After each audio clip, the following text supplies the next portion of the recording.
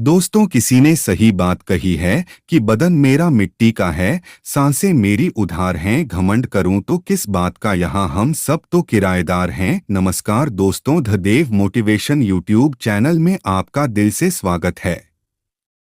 ये कहानी एक योद्धा के जीवन से प्रभावित एक मोटिवेशनल स्टोरी है जो आपको अपनी जिंदगी को देखने का एक नया नजरिया सिखाएगी। बहुत समय पहले की बात है। नीलेश नाम का लड़का पूरे दिन अभ्यास करके सो रहा था तो उसे एक रात बुरा सपना आता है जिसमें वह हर रोज की तरह अपने गुरु के आश्रम में तलवारबाजी के मुश्किल दाव पेचों का अभ्यास कर रहा था। उसका अभ्यास अच्छा चल रहा था, लेकिन जैसे ही वह एक ऊंची छलांग लगाकर जमीन में वापस आता है, उसका एक पैर टूटकर कांच के टुकड़ों की तरह बिखर जाता है। उसकी ऐसी हालत देखकर सभी लोग डर जाते हैं, लेकिन एक रहस्यमय आदमी बड़ी शांति से उन टुकड़ों को इकट्ठा करने लगता है जिसने काले रंग के जूते पहने हुए थे। नीलेश घबराकर कर नींद से जाग जाता है। उस समय रात्रि से सुबह होने वाली थी और वह खुद को शांत करने के लिए बाहर टहलने निकल जाता है। कुछ देर चलने के बाद वह एक पुराने घर के बाहर आकर रुक जाता है और उसके बाहर पेड़ के नीचे जाकर बैठ जाता है। तभी एक बूढ़ा आदमी उस घर से बाहर निकलता है जिसने बिल्कुल वैसे ही जूते पहन रखे थे जैसे नीलेश ने अपने सपने में देखे थे। नीलेश उस बूढ़े आदमी से कहता है कि तुम्हारे पैरों में अलग अलग जूते हैं। तो जवाब में वह आदमी कहता है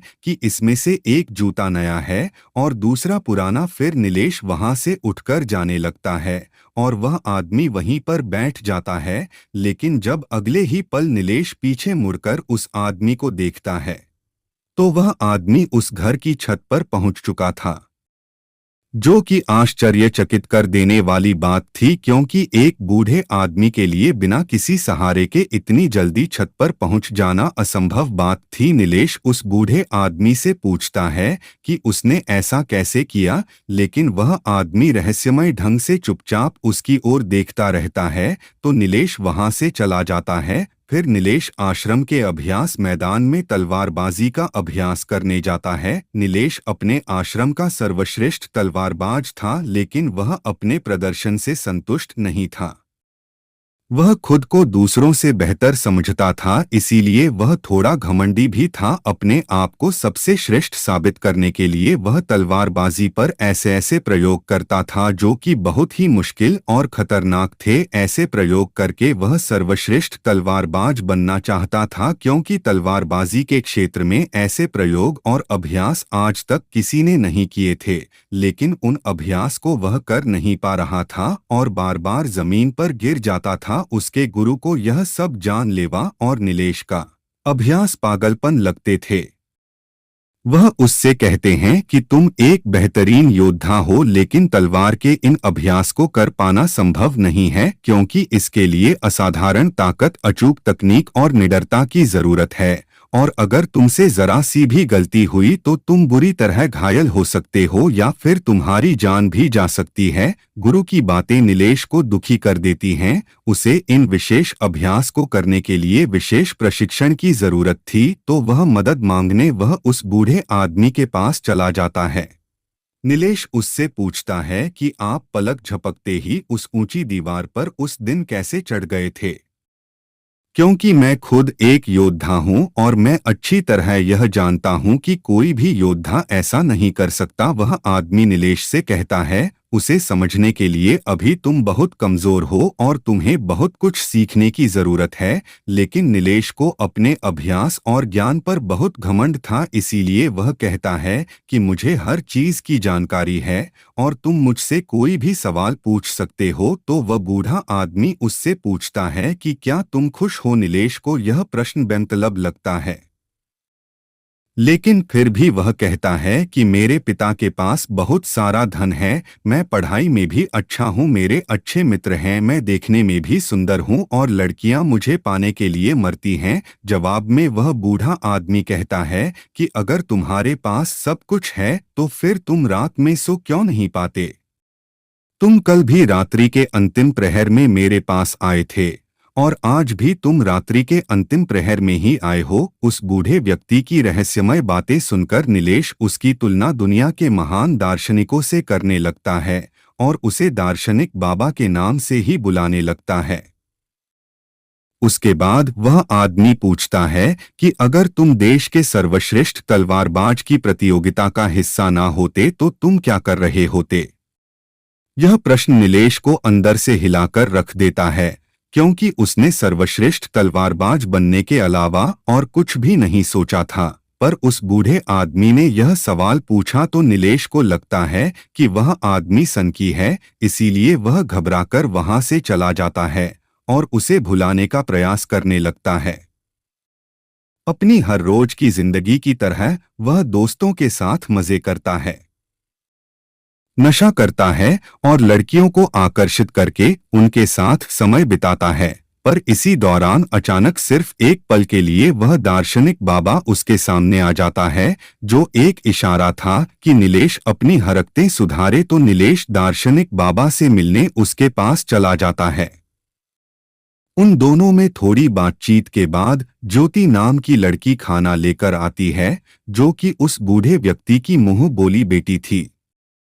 फिर वह दोनों खाना खाने लगते हैं तो नीलेश अपने मुंह में खाना ठोसने लगता है और जल्दी जल्दी खाने लगता है, लेकिन दार्शनिक बाबा कहता है, तुम्हें अपना खाना आराम से आनंद लेते हुए खाना चाहिए। वह कहता है कि तुम्हारे अंदर बहुत सी गलत आदतें हैं और अगर तुम मुझसे प्रशिक्षण लेना चाहते हो तो आज से ही तुम्हें मित्रों के साथ बेमतलब घूमना, नशा करना, मांस खाना ये गलत काम बंद करना पड़ेगा। लेकिन नीलेश को अपने प्रशिक्षण और अभ्यास पर बहुत घमंड था, तो दार्शनिक बाबा उसे कुछ समय के लिए घुटने मोड़कर खड़े रहने के लिए कहता है, जो देखने में तो बहुत आसान लगता है, लेकिन थोड़ी ही देर में नीलेश का सब्र जवाब दे देता है और वह वहीं जमीन पर गिर पड़ता है। अपना घमंड टूटने और खुद को बेइज्जत महसूस करने के बाद नीलेश गुस्से में वहां से जाने लगता है, तो दार्शनिक बाबा उसे कहता है कि आत्म अनुभव हमें बहुत सी नई चीजें सिखाता है। हमारे अंदर हर सवाल का जवाब है, इसीलिए बाहर से सोचना बंद करो और अपने अंदर अपने आत्म अनुभव से उनके जवाब ढूंढो। फिर तुम्हें पता चलेगा कि तुम रात को इसलिए नहीं सो पाते क्योंकि तुम अंदर से खाली हो और तुम्हें अपने खालीपन से डर लगता है। वह यह भी कहता है कि एक योद्धा के लिए शरीर और दिमाग दोनों पर नियंत्रण होना बेहद जरूरी है और वह नीलेश को एक योद्धा की तरह प्रशिक्षित करने के लिए मान जाता है। अगले दिन नीलेश जब अपने आश्रम के अभ्यास मैदान में जाता है तो वहां उसे पता चलता है कि उसके मित्र के हाथ में अभ्यास के दौरान गहरी चोट आ गई है और अब उसका मित्र देश की सबसे बड़ी प्रतियोगिता में हिस्सा नहीं ले पाएगा। इस बात से नीलेश के मित्र को प्रशिक्षित करने वाला शिक्षक बहुत परेशान था, क्योंकि वह तीरंदाजी में सबसे श्रेष्ठ योद्धा था। रात को नीलेश फिर दार्शनिक बाबा से मिलने जाता है। उस समय दार्शनिक बाबा बैलगाड़ी के पहिए को सुधार रहे थे। वह नीलेश से एक लोहे का टुकड़ा मांगता है, तो नीलेश जानबूझकर उस लोहे के टुकड़े को बाबा की तरफ तेजी से फेंकता है, लेकिन बाबा बिना उसकी ओर देखे बड़ी आसानी से उस लोहे के टुकड़े को अपने हाथों में पकड़ लेता है। नीलेश दोबारा से ऐसा करता है, लेकिन दार्शनिक बाबा फिर से उसे बिना देखे पकड़ लेता है। दार्शनिक उससे कहता है कि हमारे दिमाग में लाखों बेतुके विचार चलते रहते हैं, जो हमारे लक्ष्य को धुंधला बनाकर हमें भटका देते हैं। फिर वह नीलेश को थप्पड़ मारकर उसे उकसाते हैं और बदले में मुक्का मारने के लिए कहता है। पहले तो नीलेश शांत रहता है, लेकिन जब वह दार्शनिक बाबा पर हमला करता है तो दार्शनिक उसे पलक झपकते ही उसे नीचे गिरा देते हैं और उससे कहता है कि अपने लक्ष्य के अलावा जो कुछ भी तुम्हारे दिमाग में चल रहा है वह सब बेकार है।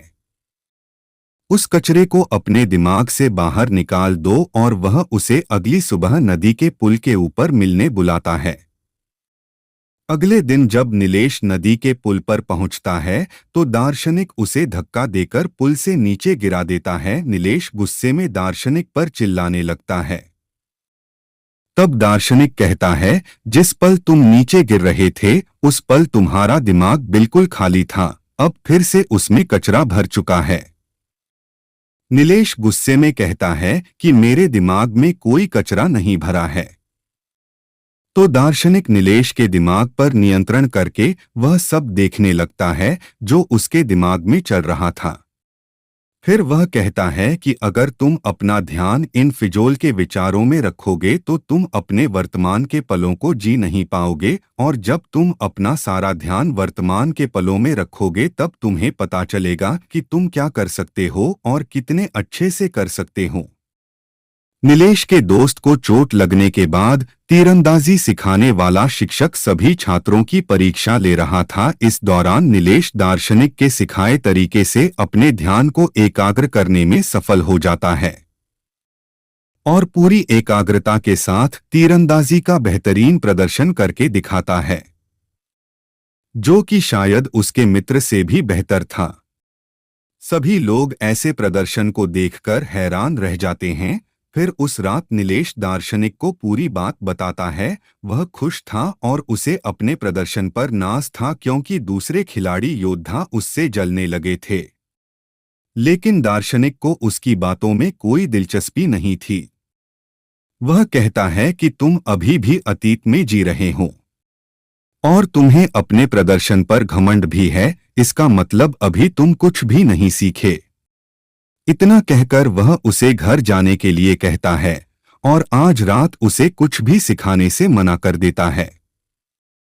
लेकिन यहाँ कुछ अजीब होता है। नीलेश वहां छुपकर सुबह होने का इंतजार करता है और सुबह होते ही दार्शनिक का पीछा करने लगता है। दार्शनिक सांभर के अभ्यास मैदान में चला जाता है और जाकर एक ऊंचे स्थान में बैठ जाता है। नीलेश दार्शनिक के बगल में जाकर बैठता है तो वह महसूस करता है कि वह सभी खिलाड़ी योद्धाओं के दिमाग को पढ़ पा रहा है। वह उनके दिमाग में चल रही सभी बातों को सुन सकता है। उसे हैरानी तो तब होती है जब नीलेश स्वयं को उस अभ्यास मैदान में आते हुए देखता है। यह देखकर वह अपनी जगह से नीचे गिर जाता है। फिर उसे पता चलता है कि यह सब तो उसका भ्रम है। ना तो सुबह हुई थी और ना ही उसने दार्शनिक का पीछा किया था।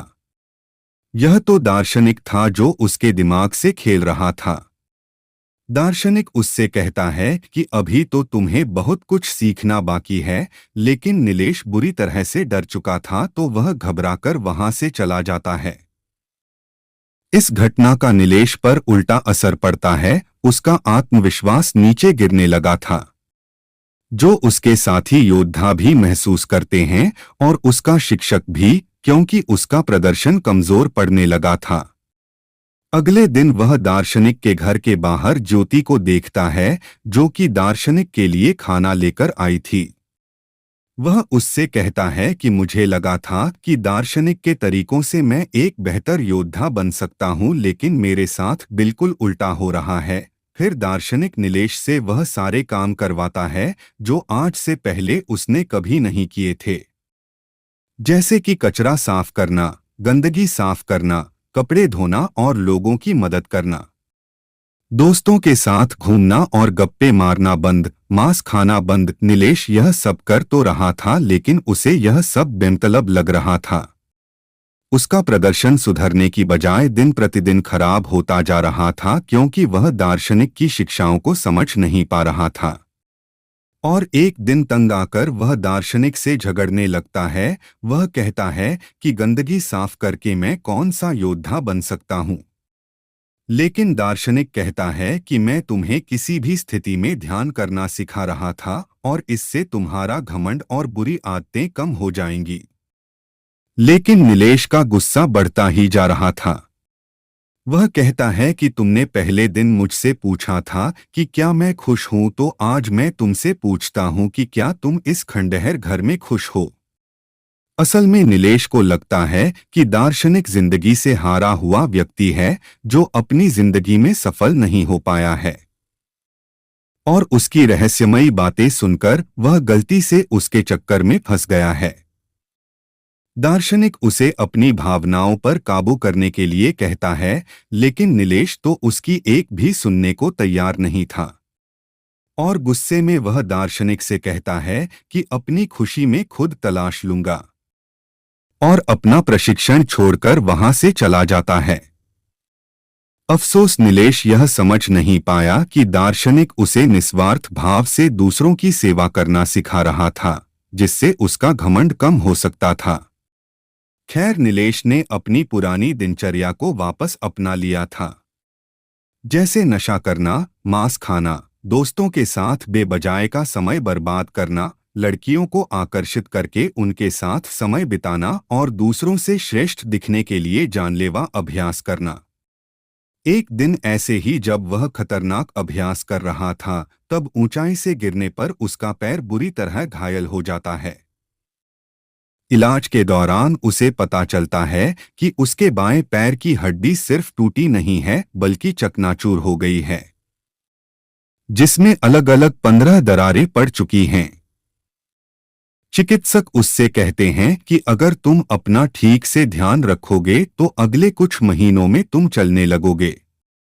सिर्फ चलने। नीलेश को पता चल चुका था कि उसका सर्वश्रेष्ठ तलवारबाज बनना अब लगभग असंभव हो चुका है, क्योंकि उसे चलने के लिए भी बैसाखी का सहारा लेना पड़ता था, और उसका प्रशिक्षण भी पूरी तरह से बंद हो चुका था। टांग टूटने के साथ ही अब उसका घमंड भी टूट चुका का था। फिर एक दिन ज्योति उससे मिलती है। उसे नीलेश की चिंता हो रही थी, क्योंकि देश की सबसे बड़ी प्रतियोगिता में हिस्सा लेने का उसका सपना टूट चुका था। वह दोनों एक दूसरे को अच्छी तरह से समझते थे और वह एक दूसरे को पसंद भी करने लगे थे। नीलेश अपने सपने को यूं ही टूटता हुआ नहीं देखना चाहता था, इसीलिए वह अपने शिक्षक से मिलता है और कहता है कि मैं अभी की छोटी छोटी प्रतियोगिताओं में तो हिस्सा नहीं ले पाऊंगा, लेकिन 10 महीने बाद योद्धाओं के चुनाव की जो अंतिम प्रतियोगिता होगी मैं उसमें जरूर हिस्सा लूंगा, जिसके लिए उसने प्रतियोगिता कराने वाली समिति को अपना आग्रह पत्र भी भेज दिया है। लेकिन शिक्षक को उसकी हालत देखकर लगता है कि नीलेश अब कभी भी प्रतियोगिता में हिस्सा नहीं ले पाएगा, क्योंकि उसके पैर की हड्डियां टूटी हुई हैं और अब उसका प्रशिक्षण भी बंद हो चुका है। अपने सपने को टूटता हुआ देखकर नीलेश गुस्से से भर जाता है और घर जाकर तोड़फोड़ करने लगता है। यह दौर उसकी जिंदगी का सबसे मुश्किल दौर था। उसका सब कुछ बर्बाद हो चुका था, अब उसके जिंदा रहने का कोई मतलब नहीं था। इसीलिए अपनी जिंदगी खत्म करने के लिए वह एक ऊंची पहाड़ी पर चढ़ जाता है। इससे पहले कि वह नीचे कूद पाता, वहां कुछ अजीब होने लगता है। उसे एक इंसान नजर आता है, जो कोई और नहीं बल्कि उसी की बुरी परछाई थी। वह परछाई उसके घमंड, उसके गुस्से, उसके डर, उसके संदेह और उसके अंदर चल रही उथल-पुथल को दर्शाती है। वह कोई और नहीं बल्कि उसी के अंदर का शैतान था, जो नीलेश को नीचे कूदने के लिए उकसा रहा था। यहाँ नीलेश समझ जाता है कि अगर वह अपने अंदर की सभी बुराइयों को खत्म कर देगा तो उसके अंदर शांति आ जाएगी। तभी वह शैतान नीचे गिरकर हमेशा के लिए खत्म हो जाता है। लेकिन यह सब तो बस उसका एक सपना था। वह शैतान तो अभी भी उसके अंदर ही था। उसने सपने के जरिए अपनी जिंदगी की सच्चाई को देखा था। तो मदद मांगने वह उस दार्शनिक के पास चला जाता है। नीलेश दार्शनिक के पास जाकर रोने लगता है। दार्शनिक उससे कहता है कि हर चीज का एक मकसद होता है। अब तुम्हें अपने सवालों के जवाब अपने अंदर से ही ढूंढने पड़ेंगे, और जब तक तुम्हें अपने अंदर से कोई खास जवाब नहीं मिलता तब तक तुम उस पेड़ के नीचे बैठे रहो। नीलेश पेड़ के नीचे बैठकर सोचने लगता है। उसके पास समय तो बहुत था, लेकिन वह क्या सोचे उसे यह पता नहीं था। वह बार बार अपने नए जवाब के साथ दार्शनिक से मिलता, लेकिन हर बार दार्शनिक उसके और उसे वापस भेज देता था। फिर सारी रात सोचने के बाद जब सुबह वह एक नई शादीशुदा जोड़े को देखता है तो उसे अपना जवाब मिल जाता है। फिर नीलेश दार्शनिक के पास जाता है और कहता है कि हमारी जिंदगी का एक एक पल बहुत खास है, हमें अपनी जिंदगी की कदर करनी चाहिए। उसका यह जवाब सुनकर दार्शनिक खुश हो जाता है। नीलेश को अपनी जिंदगी की कीमत पता चल चुकी थी, अब ऊंचाई से कूदने के विचार उसके दिमाग में नहीं आएंगे। दार्शनिक के साथ रहते हुए वह बहुत सी नई बातें सीखता है। दार्शनिक उसके अंदर फिर से जीने की आशा भरता है और अपनी जिंदगी फिर से शुरू करने के लिए उसे तैयार करता है। फिर एक दिन नीलेश अपने मित्रों से मिलता है और अतीत में अपने बुरे व्यवहार के लिए उनसे माफी मांगता है। उसके मित्र नीलेश का यह रूप देखकर हैरान रह जाते हैं। दार्शनिक के विचारों ने नीलेश को पूरी तरह से बदल दिया था और एक दिन नीलेश दार्शनिक से कहता है कि वह उसी की तरह लोगों के निस्वार्थ भाव से सेवा करने के लिए तैयार है। लेकिन दार्शनिक उसे उसकी तलवारबाजी का प्रशिक्षण फिर से शुरू करने के लिए कहता है, पर नीलेश उससे सहमत नहीं होता। वह कहता है कि मेरे पैर की हड्डी टूटी हुई है, मैं यह नहीं कर सकता।